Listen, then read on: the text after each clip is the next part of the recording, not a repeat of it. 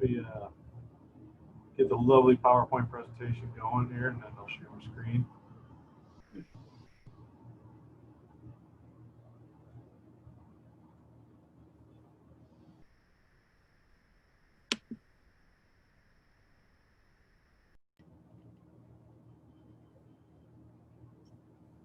everybody able to see the PowerPoint? Yep. Yep. All right, perfect. Yes. All right, so tonight is actually one of my favorite, I don't know, it sounds pretty geeky, but it's one of my favorite tolerances. I have grown accustomed to seeing the profile tolerance on a lot of different drawings out there. And as we talk through the night, you'll see why it becomes one of my favorite tolerances. It's actually an easy tolerance to put on a print. Encompasses a lot of everything that we've talked about in the past and rolls it into one tolerance. That being said, it's not the catch-all for everything. It definitely has a purpose, and we'll talk that through tonight too. I did forget my iPad. I was telling everybody earlier before we started recording, so I lose a little bit of the ability of the whiteboard. So I've got SolidWorks open though too, and we can do some demonstrations on there as well. So what's a profile? A profile is an outline of a surface or shape. Basically, if you were to take a two-dimensional shadow of a shape, that would be considered its profile. A true profile is the profile defined by basic dimensions, or sometimes even mathematical data. Sometimes in the world of satellites and some other space components that I've been a part of in the past, the dimensions are not given by standard linear dimensions or radiuses. Are given via a mathematical formula to develop parabola and different things, weird shapes that literal rocket scientists come up with. There's all types of different ways of dimensioning something out there, and the profile tolerance is the only way to truly tolerance something that is a awkward shape such as that. So what does a profile of surface tolerance look like? So on the top right here is a profile of surface tolerance feature control frame. It looks like a half moon shape, half circle there. So we've got profile of a surface within 0.1 to datum A. That's the way we would call that out. Profile of a surface within 0.1 to datum A. And the interesting thing about a profile of surface tolerance is it establishes a three-dimensional tolerance zone that extends the entire length and width of the feature that we attach the tolerance to. We'll walk through some examples tonight as well. On the contrary, profile of a line tolerance is the two-dimensional tolerance zone to a profile. So just like everything else we've been learning, there's always been like let's say a cylindrical tolerance zone to a circular tolerance zone. It's three-dimensional versus two-dimensional. Profile tolerance has the same functions where it's got three-dimensional tolerance and a two-dimensional tolerance. Profile of a line tolerance is a little less used than profile of a surface tolerance, although I do see it on prints. Sometimes our equipment can't even inspect it. Profile of a surface tolerance in a three-dimensional world can actually be a tighter tolerance to hold versus the profile of a line tolerance. So we'll substitute the profile of a surface for the profile of a line tolerance in the shop. So what is a profile for taking a look at the prints, right? So taking a look at this one, the outline of a shape described with basic dimensions is called a true profile. So here we've got this slot that's cut through the part. If we notice, all three dimensions that are attached to it have a basic call out on them. So we know that's a true profile.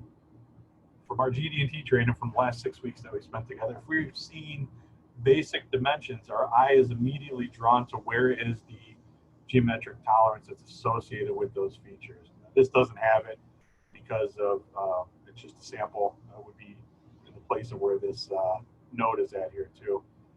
On the contrary of an outline of a true profile, we just have a standard profile. So pointing at the outside shape of this part, the outline of a shape described with toleranced dimensions, such as this 34.4 to 33.6 in the 16.2 to 15.8, it's just a standard profile because it's using tolerance dimensions versus the true profile that uses basic dimensions. So again, we talked about this just earlier, the three-dimensional tolerance for a profile of surface tolerance versus a two-dimensional tolerance zone for a profile of tolerance, profile of a line tolerance. Profile of a line tolerance would be if you were to take the component and literally slice it at the location they're looking for the line tolerance to be at. You would measure the shape at that point and compare it to the true profile and establish deviations based off of that true profile. So the reason profile tolerance is a very popular one, the reason I like it a lot, is it affects every single thing that's associated with that feature of the part. So when we talked about the second class that we went through with roundness and cylindricity and flatness and straightness, that was form. That's all it encompassed, was the form of the part. And we went to angularity and perpendicularity, and that talked about orientation, and we got into positional tolerances for location. And outside of all those, we have size, a standard plus or minus tolerance on a part. Profile tolerance controls all four of these with just that single tolerance zone on there. It becomes very useful for complex shapes. We're actually starting to use it a lot more in our forgings as well too. It's becoming harder and harder to define and control the things that we need to control with standard plus or minus tolerances. So we've shifted over to the profile tolerance. The interesting thing about a profile tolerance is it's harder to inspect than some of the other ones without specialized equipment such as a coordinate measuring machine or possibly even go-no-go gauges. The size of the parts we work with, our go-no-go gauges would be the size of a house, so we choose for the measuring equipment at that point. Excuse me. Profile tolerances can be specified with or without datum references. Where datums are referenced, they locate orient the tolerance zone. Where datums are not referenced, the tolerance zone is located and oriented by the surface itself. So I'm always a big fan of datums. Sometimes it's hard to do it. So if you're making a video game controller, for example, that doesn't really have any straight edges on it, doesn't have somewhere easy to locate on, you might put a profile tolerance on the shape of that without reference to a datum, just because it's not going to matter. You just want it to be normal to the shape that you're holding on to. For industrial parts, I highly recommend using a datum structure because it will ensure that everybody that's measuring that component will measure it in the same sequence. I can't stress datums enough. A proper datum structure typically makes or breaks an inspection procedure. So what kind of modifiers are allowed on profile tolerance? We've got the release to restraint requirement. We've got statistical process controls, non-uniform tolerance zone,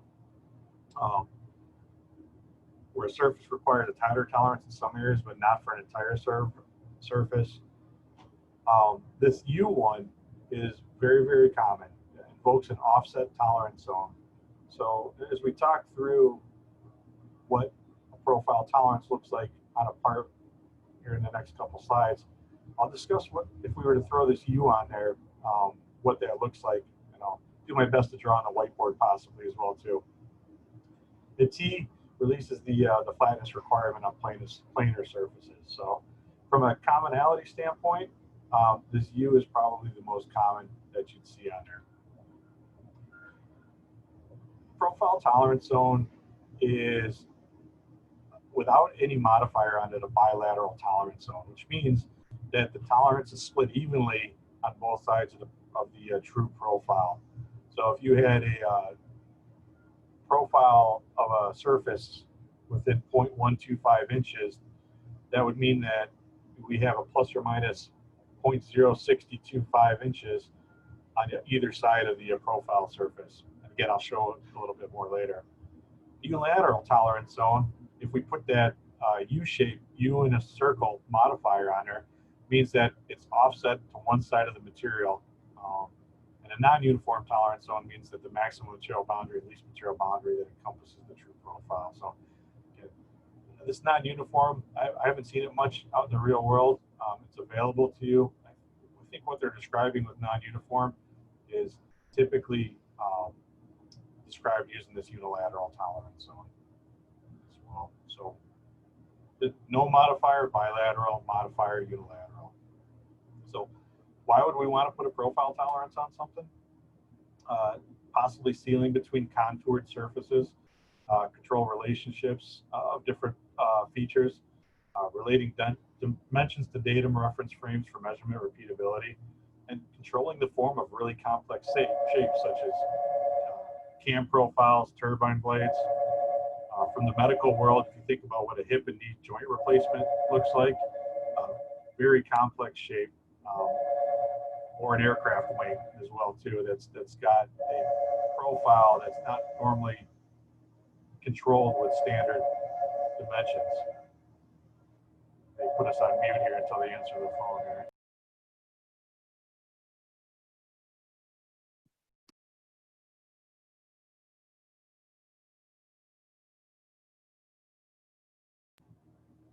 They got it. So looking at a simple shape of a part, we want to talk about what the profile tolerance looks like. Let's look at this part here. It's a surface, right? So if we're looking at just a single surface, front view of the drawing, we point to that surface, we say profile within 0.4. So what that means is the tolerance zone is only on that top radius only. So that component right there, just that radius, is controlled by that profile tolerance. Versus a multiple surface tolerance zone, you can dimension it as such. Feature control frame looks the same, but underneath of it, or sometimes even to the right of it in another box in the feature control frame, they'll say from point A to point B. You have to define what point A and point B is, or where it is on your drawing. So the difference between these two is top one only includes the radius at the top of the part. The bottom one includes the surface all the way from point A up around the radius down to point B. It controls that entire, that their tolerance zone controls those entire surfaces.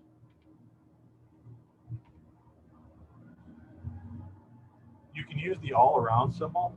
Those of you that are familiar with welding, you'll see that all-around symbol on a lot of welding symbols as well too. So that same symbol that was in the previous drawing, same feature control frame, with the all-around symbol on it, now means the entire surface from that view. So that would be this entire surface of the part is controlled by that tolerance zone. All over, it's two circles, two concentric circles, means it's encompassing the whole part itself. Typically, you don't see it called out this way for an all over.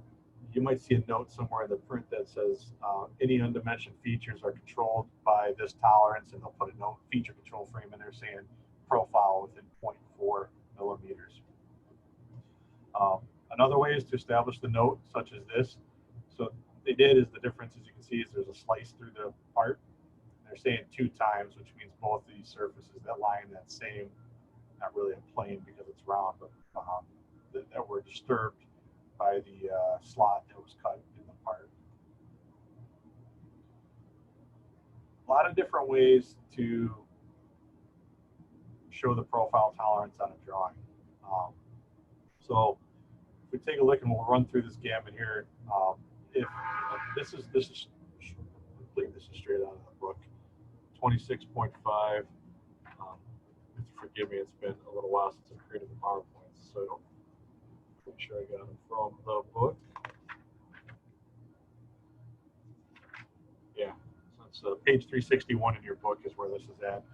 So the default is a bilateral and equal distribution. So that same shape again that we're looking at in the other drawings shows a radius of 12, basic dimension.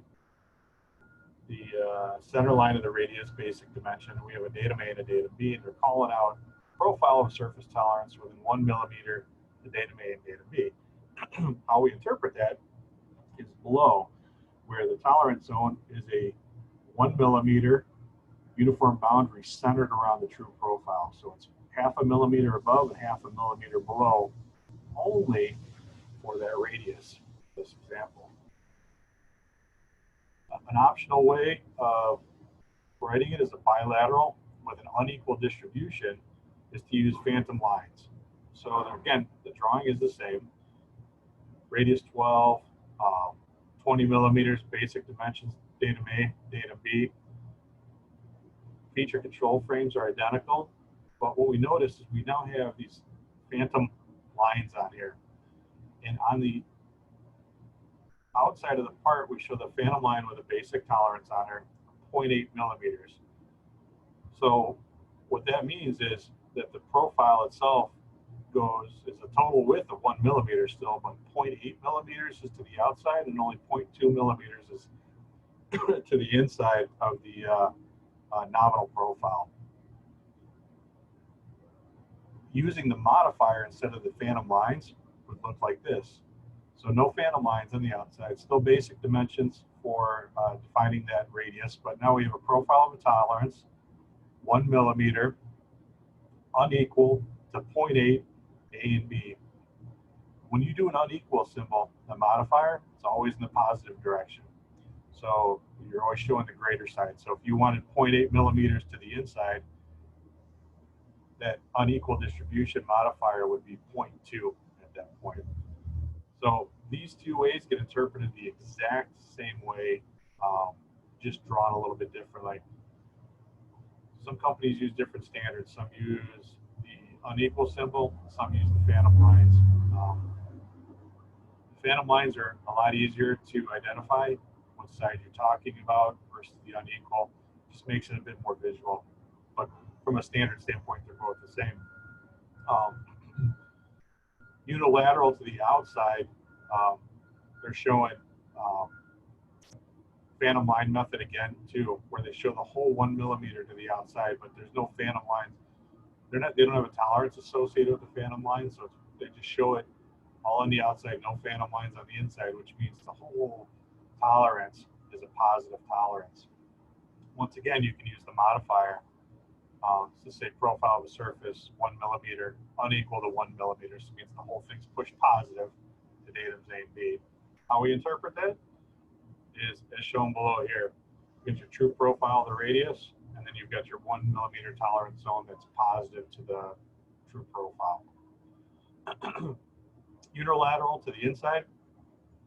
Again, if you see phantom line method describes it nice and easy.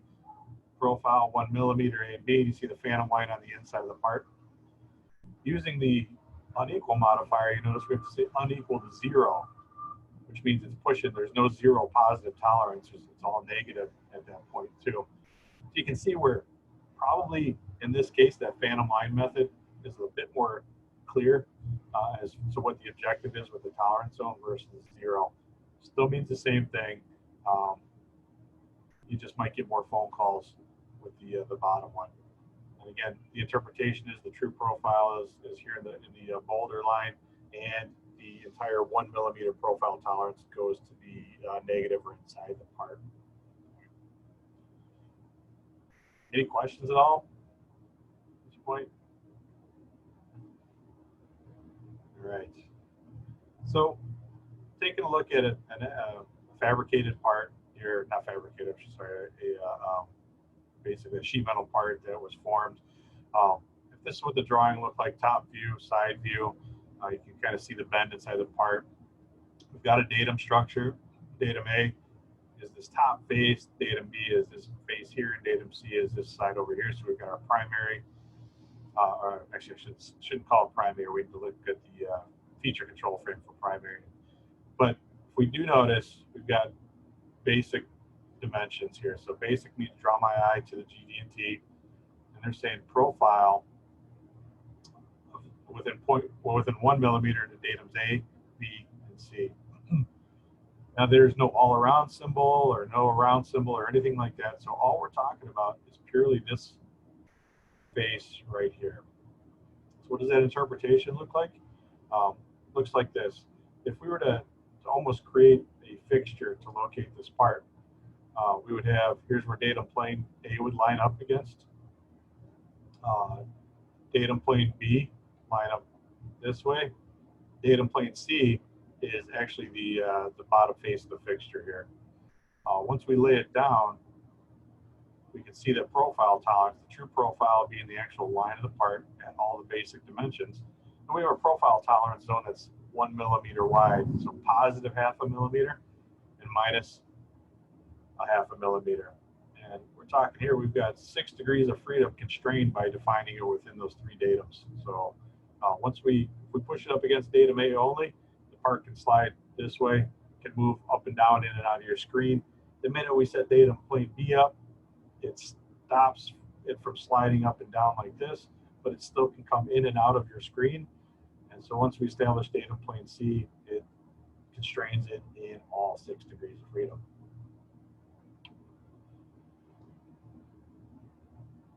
Profile tolerances can get applied where you might have applied a total runout tolerance before, circularity, different things like that, again, to control the surface. So here, our drawing calls out a profile of 0.2 millimeters to datum A and B. We've got a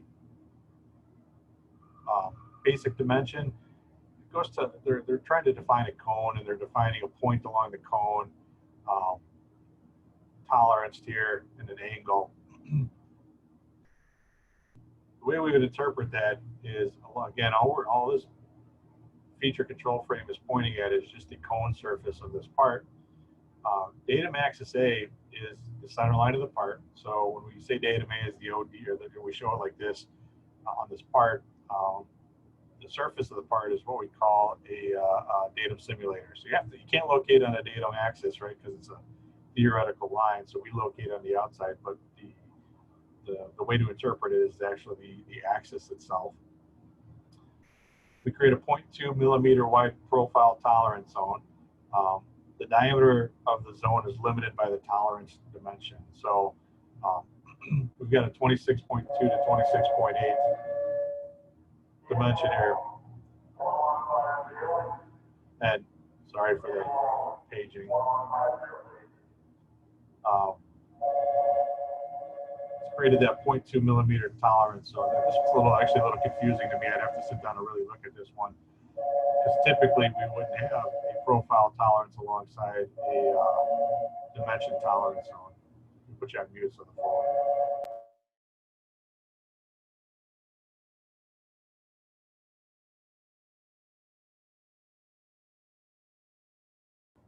All right, we're back.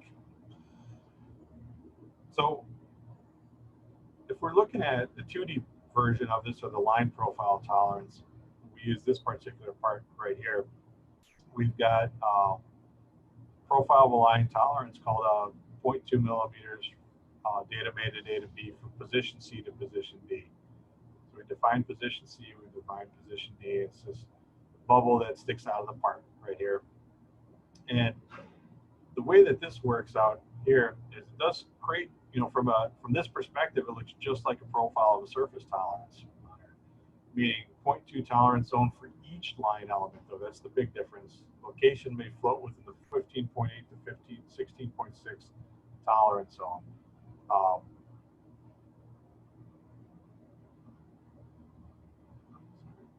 I got you. No, understand here.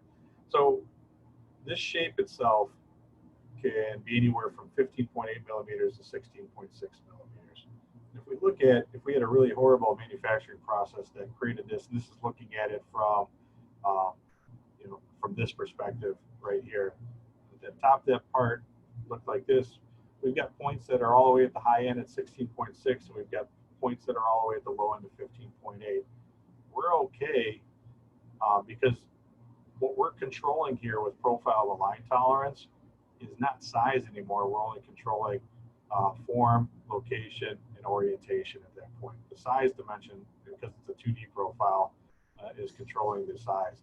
So what we would do, if we took a slice of the part right here at the 16.6, we'd have the profile tolerance 0.2, 0.1 above, and 0.1 below as long as that, even though it looks irregular this way, as long as it was closer to the profile of the surface from this perspective, at that point would be considered good.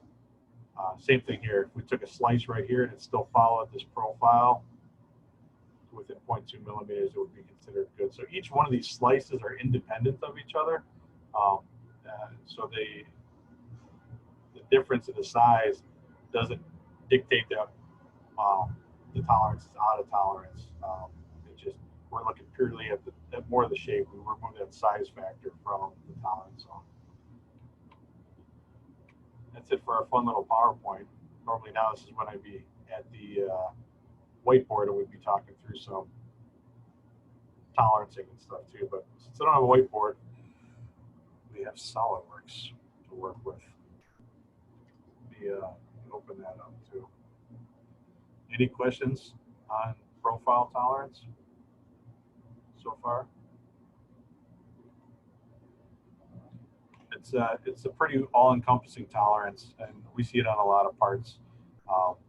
Sometimes used incorrectly, but it's there for that purpose, to be more of a general tolerance. Let's pull up.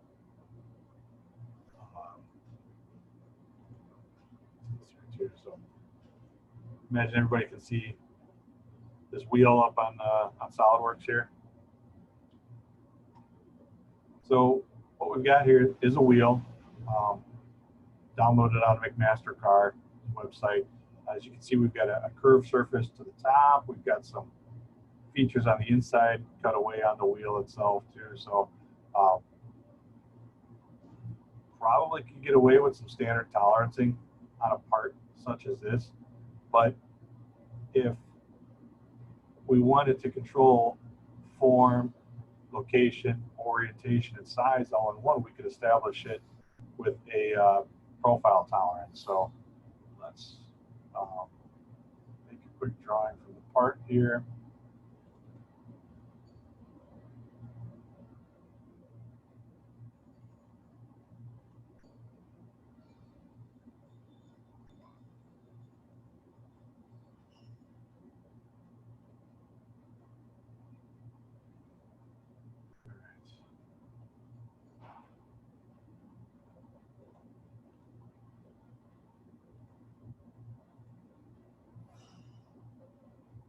Let me know if we lose SolidWorks at all.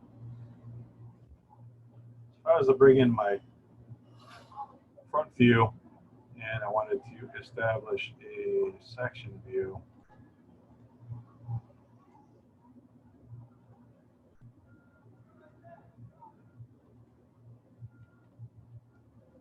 we now have a cutaway section of the part itself.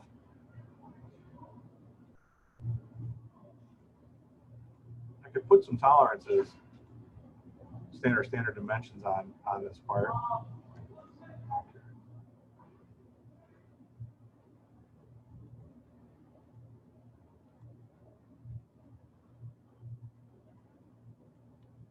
We could call out that radius. We could call out a center line to that radius as well too, and put some standard tolerancing on it.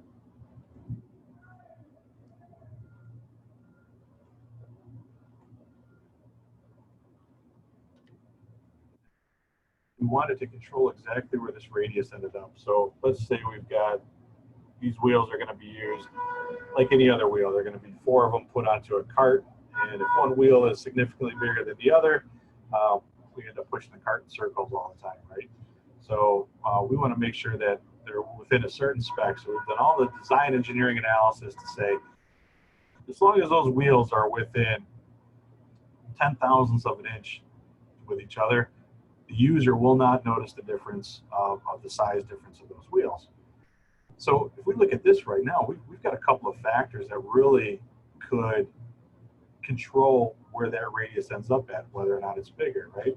Let's call it 3 different dimensions, right? We have the outside diameter of the part. We have the radius size that could affect it, and we also have the center line of where that radius begins. So we, as design engineers, our R&D team, like I said 0.010 of an inch, that surface change affects user function or how the user feels about that wheel when they push the cart around. So in order to go through a tolerance 1, 2, 3 dimensions for that and try to maintain that tolerance zone is going to be quite the workload for us. So we'd have to do a complete stack up analysis on understanding if this is at its high limit, this is at its low limit, this is somewhere else, how does it affect where the end of the wheel is compared to another wheel, right? Or another manufacturer might make it, or even the same manufacturer made a change to the program, pushed this high, this low, was working on, ended up using the entire variation of their tolerance zone. Put on mute here again real quick.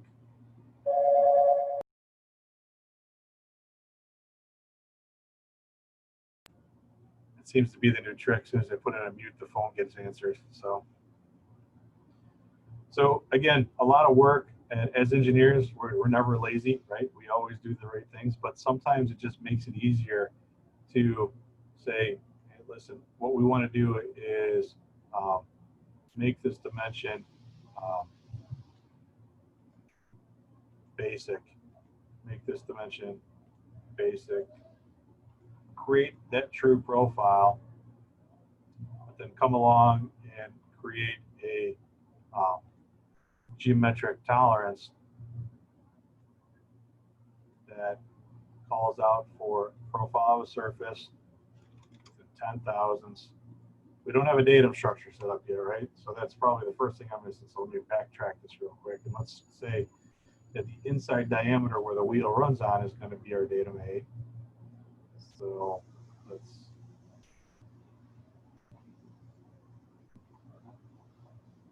that half-inch hole there.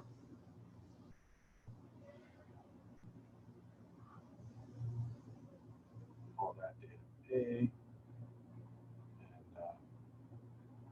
we can put a geometric tolerance. Datum A.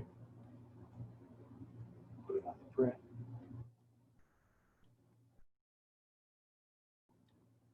Attach it. Let me redo that again.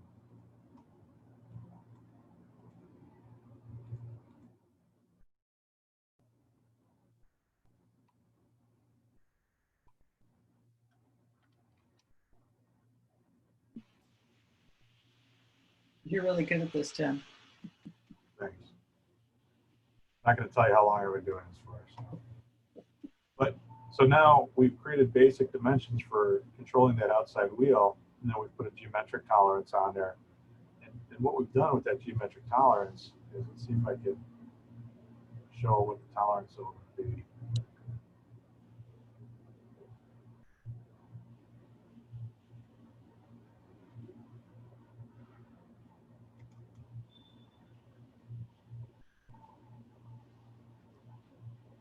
So small you can barely see it.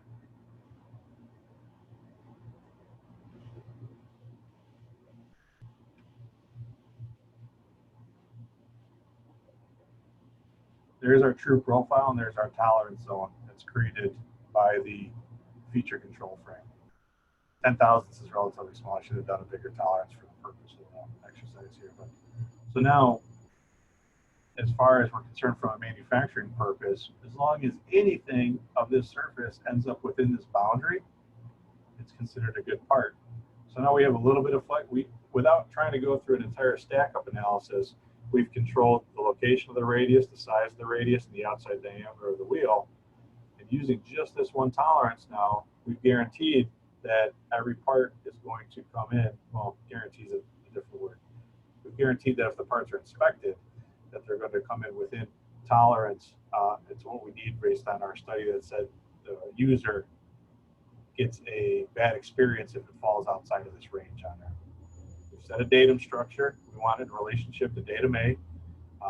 We could add additional datums if we felt it was necessary as well, but datum A would control this location or this tolerance very well.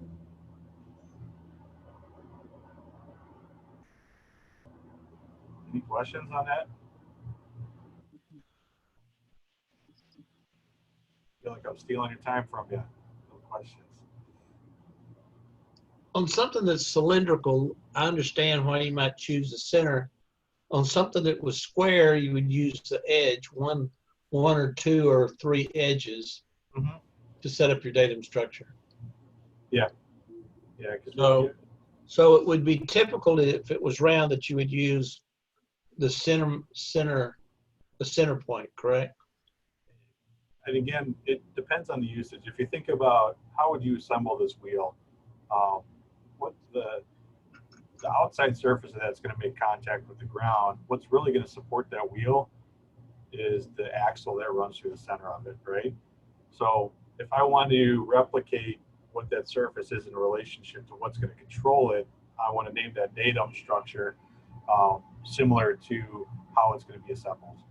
Um, in the case of like our structure that we talk about for the final exam part, there's going to be areas that you're going to define as a square piece that's part of the datum that is not part of the assembly at all. But in order to create that primary, secondary, and tertiary datum, you need to define three sides in order to fully control 6 degrees of freedom on the part. On a round part, you don't always have to control 6 degrees of freedom, right? Putting it along datum A stops it from canting back and forth, moving up and down. You don't care if it spins because it's a round part. So you can get away with just a single datum at that part. Does that help, Dave? Yep. Tim, what did you say again about the 6 degrees of freedom with the circular? So on a circular part, so if we're controlling it, if we're calling datum A, typically your datum structure will control a part used from 6 degrees of freedom, right? So if I go back to the 3D part itself, 6 degrees of freedom, you know, right now this part is rotating about every which way, however we want to go about it. If we fix it on datum A, which is just, if we put a shaft through that center of it, that shaft is more than likely fixed somewhere else. The part can't rotate this way or that way because the shaft is holding in place. You probably won't see this, but oops, I can't get it to spin. How to go get it to spin. The part can rotate, there we go. But as far as all we're trying to control is that outside surface, so we really don't care if the part rotates or not. That's actually the function of it, is to rotate. So we don't have to lock it for rotating. In a square part, it's a different scenario. If we have a flat component, we open one up. So the 6 degrees of freedom wouldn't apply to the circular one. Doesn't always, doesn't have to. In the case of a part like this, you need to control it from going this way and this way, up and down, in and out of the screen, and from rotating around about all those axes, right? So in that case, you're going to want to create a datum structure that says, okay, lock it down this way so it can't move up and down. But it can still go like this. It can still rotate on that plane. So you add a secondary datum, secondary datum's here. Now all of a sudden it's locked. And it can't move up and down. It can't go left and right because it's locked in both areas. We've controlled most of the rotational, but it can still go backwards and forwards. I know I'm not doing that perfect to come out at you. So you put a third one on there. Now you've locked it into place by the bottom, the side, and the edge. The face, you know, by these three faces, this one, and this one on the bottom of the part. And now you've locked it so it can't rotate. Every part that we manufacture is going to have some type of deviation from, let's call it standard. It's not going to be perfectly flat. So we create primary, secondary, and tertiary datums to say, hey, we want 3 points of contact. We want to create a perfect plane with this one. So it's a little crooked. It might take the part, cant it like this in the fixture. And then we want to have 2 points. So it's going to push it back towards this face and then only a single point here. If we try to lock it all on every face, it's going to, because of that variation in manufacturing, it's going to want to pull to against different faces. So that's why the 3 come into play. And when I name those 3 and I say primary, secondary, and tertiary, when you inspect it, you're setting up primary, secondary, and tertiary. I'm doing the same thing. So we're locating the parts the exact same way. and we get consistent results between plants, between customers and vendors. It becomes a good scenario. So, that help you understand it too, Dave, a little bit more? Yeah, that's good. So there's that profile tolerance is every tolerance that you learned so far in this class combined into one.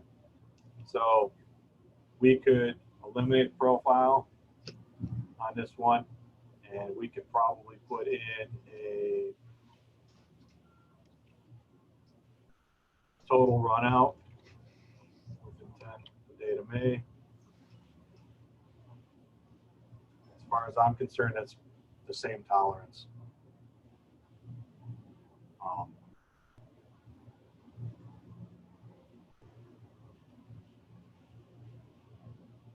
If we only cared about how round certain sections are, so if we said, you know, we really, the whole profile is not a big issue because the only point that really ever touches the ground is right up here at the tippy top on there. We can actually spec out that profile of a line tolerance at 10,000 data may. Put that on there too. We can even define where it gets sliced at to measure that profile of tolerance as well too. So we can define a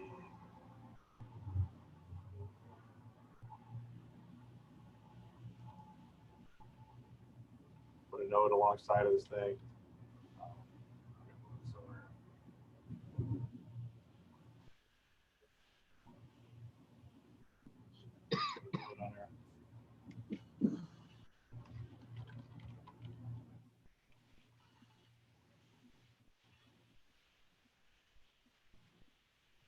Profile, all we care about is the profile measured at the center line of the part as defined on the print. We might put a dimension on that center line just to, oops.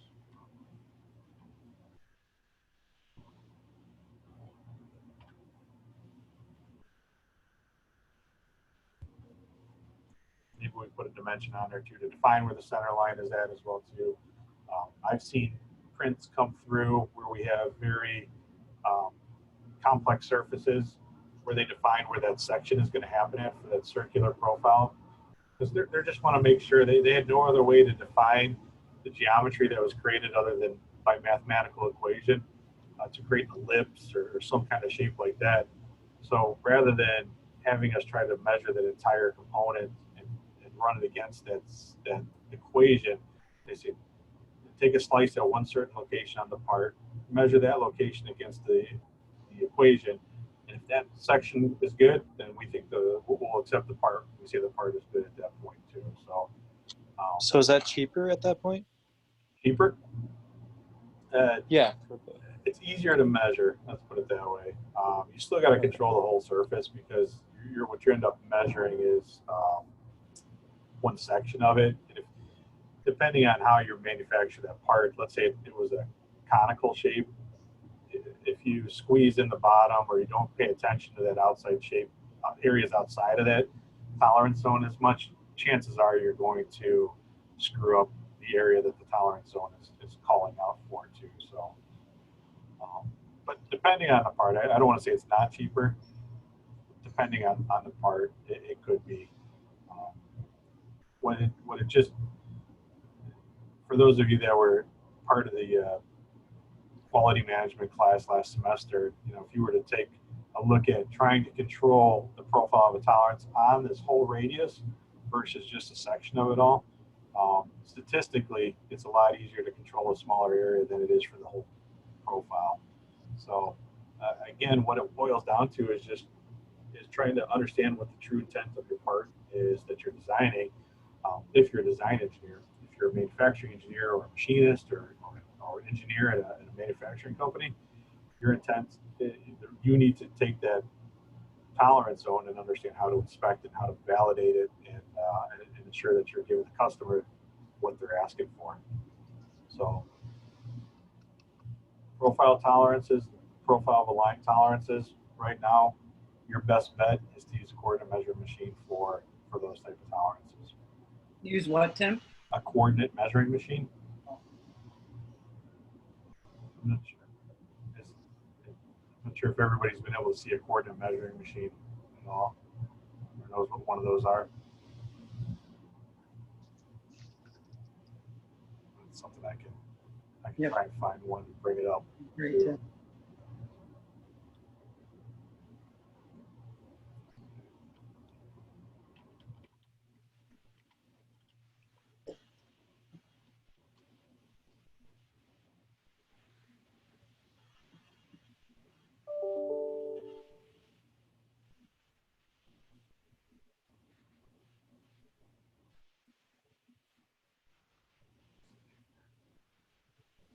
Take for granted some of those sometimes. I talk about that stuff. But from Wikipedia, here's a coordinate measuring machine. So it's a computer controlled inspection piece of equipment. You locate your part on the machine, write a program. This is the probe, comes down and touches the features. Your program you go through is you create features on the part, tell it how many points you want to measure on those features. You set your datum structure up through there as well too, and then you create a report on there. So it starts to it'll inspect and measure the relationships between features on a part automatically. The nice thing about a CMM is it is like having an infinite amount of go no-go gauges, profile gauges, things like that. The downside is it takes time to set up and run the program. So if you wanted to check positional tolerance of a hole, you would have with a go no-go gauge, you could get it done in 10 seconds. With a CMM for the first part, it might take you hours to write together a program, fixture the part up, inspect the part, and run. So CMMs are great for first piece inspections, sample inspections in the midst of runs, or if you have really short run components, it can do full inspection of all the parts. Francis, I'm sorry to cut you off. Not a big. I was going to say your gauge R&R on the CMM is very setup dependent and not just the program and the part as much as you would think. It's very setup dependent. I'd agree with Francis. So Repeat what Francis said, will you, Tim? I kind of missed part of it. So, she was talking about gauge R&R, repeatability and reproducibility of using a coordinate measuring machine is setup dependent. So on this particular picture, whatever they've got set up here, they've got a couple of fixtures that they would locate the part in. If that setup is not recreated equally the next time around, you might not get the same type of results. Even though you ran the same program and ran the same part, you can show a little bit of variation in the process. And that all is setup dependent is what Francis was saying. So what you'll see these locations of it's hard to see them on the granite table on the CMM, but those are either threaded holes or dowel pin style holes. And what you can do is create a fixture that would slide in to locate on those holes, and then you get a better chance of repeating that setup to create the reproducibility and repeatability like Francis was talking about.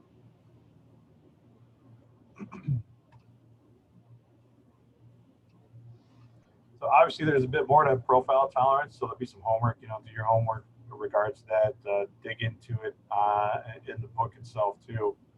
But if there's no other questions, I'll talk briefly about the final project.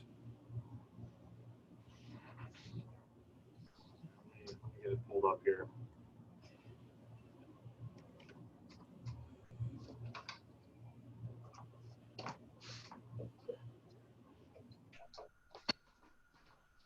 All right.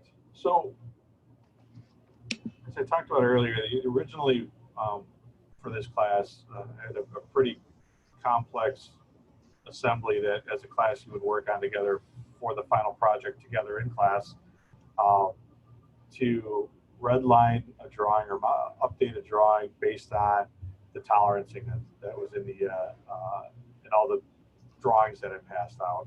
You have to work together as a whole class, so it was able to be a little bit more of a complex assembly at that point. So I've had to take it. I wanted to make it a little bit more user-friendly, not something that's got 8 components in it that all tie together, and you have to figure out how each one affects the other one. So we're down to about 4 components with this part. So this is just something I quickly designed up and came up with a backstory for it. So what our problem statement for this is the company that we all work for has been tasked with designing a new support system for plexiglass that comes off a cutting machine that's already installed in the field. The plexiglass gets rolled off the machine with a large drive roller, and there needs to be a support roller on the opposite side of the drive roller. That's what our design is. Our team designed the support roller. And as a team, we went through our initial design. We're ready to release it to manufacturing, but it's going to go through a design review prior to going to manufacturing.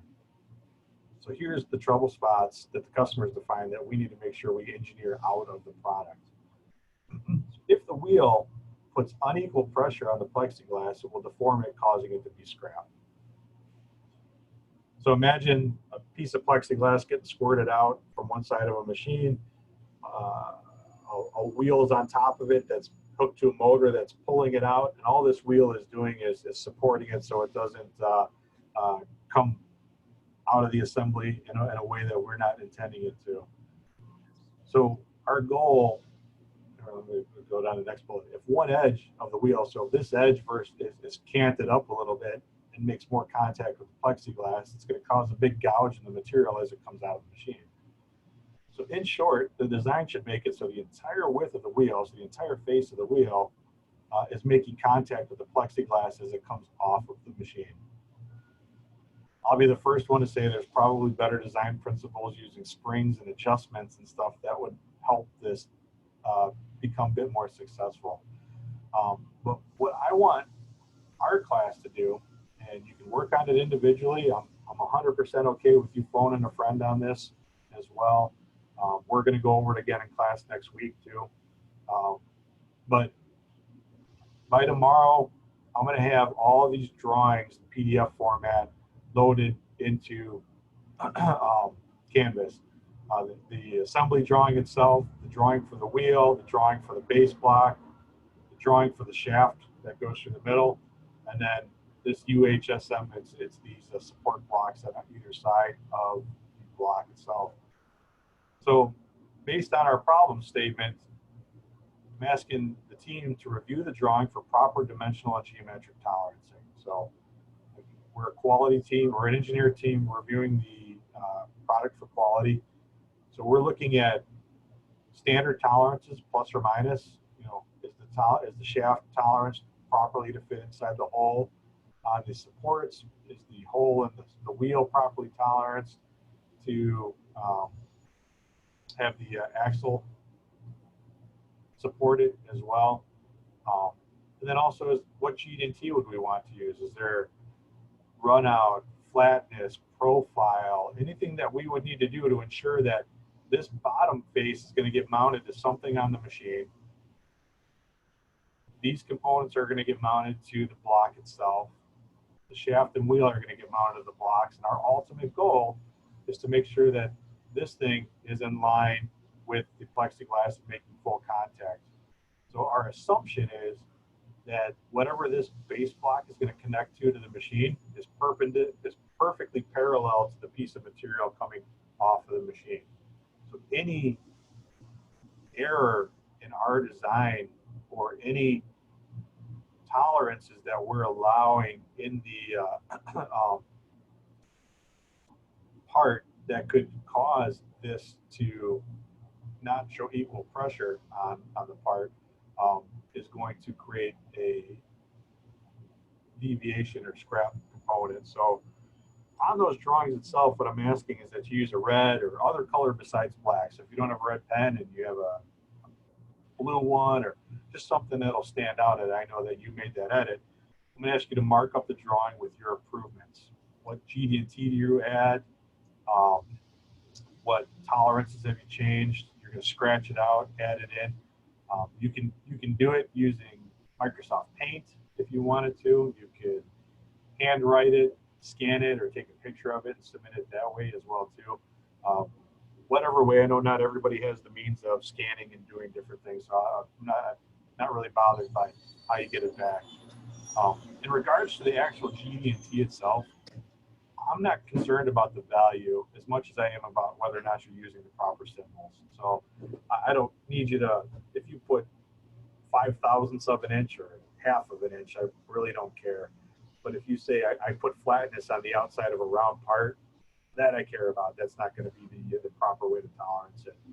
And I'm also going to be looking to make sure that you're setting datums up on the part too, and that you're referencing those datums properly. Add datums where needed. Then as I said, scan, take a picture of your marked up drawing, and I'll set it up so you can submit it through Canvas. And I'd also like a little bit of a Word document describing why you feel the changes were necessary. So if you decide to put a positional tolerance for this feature right here, I'd like you just a one or two sentences about why you think that positional tolerance is going to positively affect this design. So I like these. It automatically puts descriptions of the pictures. It's calling this a close up of the camera. It's pretty funny. So, I'll be available via email as well through the process before the next class. And as I said, we'll all review the drawings, all 5 drawings together in the next class. So that's the entire next class is going to be reviewing it. I know some of you won't be around, so I won't hold that against you. But you do have all the way to that following Friday to submit it. We'll record the class as well too, just like any other one, and we can help you out. If you're bound or going on vacation or something else is going up, again, contact me through Canvas. I'll do what I can to help you get through it all. I'm not really worried. You guys have been doing great so far in class. So.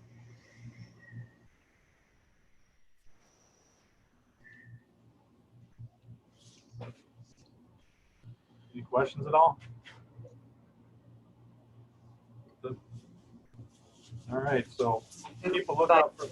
Sorry, go ahead, Francis. So everything is due by July the 10th? July 10th, yeah. Okay. I'm going to do my best. As you can see, I got it all designed.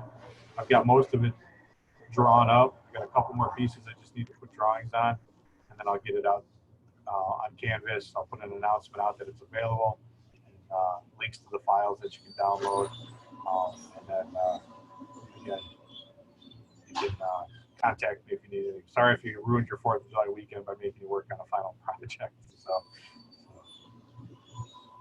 but it shouldn't, for most of you, it shouldn't take more than a couple of hours to put everything together.